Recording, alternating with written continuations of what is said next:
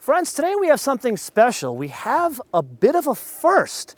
In all of our almost 6 years of doing this show, we have never had one of these, a Volvo. And I find that incredibly odd because I spent most of my formative years in a Volvo diesel. So this is a bit of a homecoming for me. Now, what is this? This is the 2016 Volvo XC90 T8. Now, before we dive into the preview and the highlights, I want to cover a bit of housekeeping here. So over the next 2 days, we're going to shoot 2 separate Volvos, and they will end up in 2 separate full episodes. Now, another hinweis here, this one we get significantly less time with, so this full episode will be a wee bit shorter than normal. So with that, let's dive into some of the highlights. Now, the first thing you're probably asking is, what's the difference between the T8 and the T6? Well, that's the propulsion system, so let's open up the hood to find out. And while we're opening up the hood here, I want to point out something. I've spent a couple of hours getting to know this car and just kind of really looking at some of the details, and the level of refinement is off the charts. Like, look at this hood release. This looks like a switch that would be inside the car, not underneath the hood. And then take a look at the key fob. I mean, this thing looks like something that you would see out of like a high-end Swedish furniture store or an art shop. Leather covered, and the buttons are on the side. Very, very stylish. Anyway, I digress. Let's talk about the propulsion system. So if you have been following Volvo over the past couple of years, they invented something called Drive E. Now, I know it's a very odd sounding word, and just a hinweis here, and this is coming from all the people from Brooklyn, if you're trying to hipsterize a normal word, you take the vowel, the I or the E, and you put it at the beginning of the word, not at the end of the word. Anyway, I digress. So this is a 4-cylinder engine that is both turbocharged and supercharged. The whole logic is to create the power of a 6, but the efficiency of a 4. In the T6, guys, it's 316 horsepower, 295 pound-feet of torque. And in the T8, so the same engine, it's 318 horsepower and 295 pound-feet of torque. Now, where the T6 and the T8 diverge is where you add some electrification. So if you notice here, you can see some bits, and basically what you have is you got the 4-cylinder here, and then in between the 4-cylinder and the transmission is a motor generator. Now, in the full episode, we'll cover the separate power numbers of each, but know that you got a motor generator here connected to the transmission. The transmission, I'd like to point out, is an 8-speed in both. And so I really like to take my hat off to Volvo here in that mostly when OEMs do some sort of hybrid version, they do a CVT. Here, thankfully, they didn't. Now, we'll come back to this in a bit. And while we put the hood down, let's step back and really let the design wash over us. Swedish and design, they go together very well. Sweden is really known for music, and not just ABBA. Like Stockholm is like the Nashville of Europe. A lot of music done there. Anyway, I don't know why I'm going off on music. But anyway, the harmony, look at the design here, what they've done, and a couple of changes.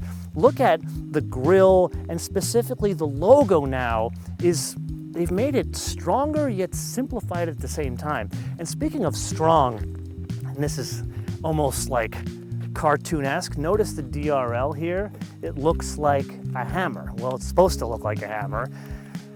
I guess the Scandinavian god of power and war, basically what they've done here is Thor's hammer. Get it? Come on, you know what the hell I'm talking about. Anyway, let's press on. So, we've got the power door here. This is where you plug in your Volvo, which is, I think, new to most people. Got that there. And then this is a Volvo. So really, interior is paramount, but I want to point, again, we talked about refinement, but do you guys remember when we first saw the S-Class? And I know I talk about the S-Class all the time, but do you remember when we saw the S-Class for the first time in Hamburg and how amazing the interior was there? It was going from the previous gen to the current gen car, it was as if, and this is what I said in that previous episode, was the designer's vision completely skipped engineering and the bean counters and went straight to production. I would argue in a very Swedish Volvo sense, you got the same deal here. Like for example, look at the way the seat is anchored to the floor. You know how you see a concept car and the seats look like they're floating on the floor, but when the car makes it to production, it doesn't look like that because they got tracks and electric motors and all that kind of stuff. Well, here they've kind of kept that look. Very nice touch. The other thing we're going to cover in the full episode, it's got the Bowers and Wilkins stereo, but again, like the Mercedes, this stunning machined speaker grille. It's, what can I say, man, just artwork. Anyway, this is a baby buggy, so we got to get to kind of the business end of it here.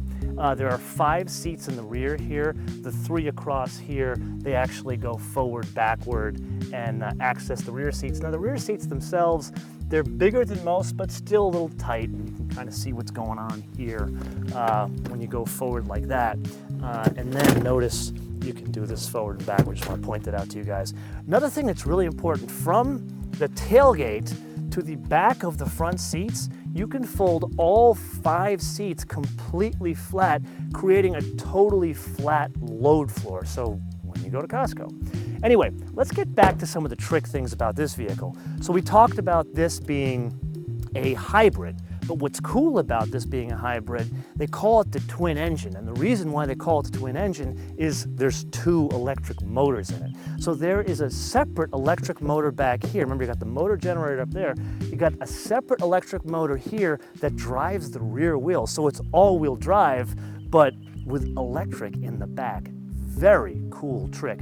Now, the total system horsepower, remember we were 316 and 295 on the T6. This is 400 and 472 pound-feet of torque. So this is like, think about what like X5s and some of almost like the AMGs do in power. That's kind of what, maybe not AMG, but like the V8 powered MLs, that kind of stuff. That's what they're going for here. Anyway, I want to try a bit of an experiment here. We're going to try something new. In these preview films, we would like to try answering 1 or 2 of your questions. And as to start things out, I saw a really interesting comment from SBJ on YouTube, and he made a comment on our Porsche Cayenne Turbo S film, the one that we filmed in Sweden. Get the connection? Get it? Anyway, he made the comment that he would have liked to see us test that car out on the road. Now, if you remember those episodes, the Turbo S and the GTS, we tested those out on a disused Swedish airbase that was covered in ice. Now, here's the reality, SPJ.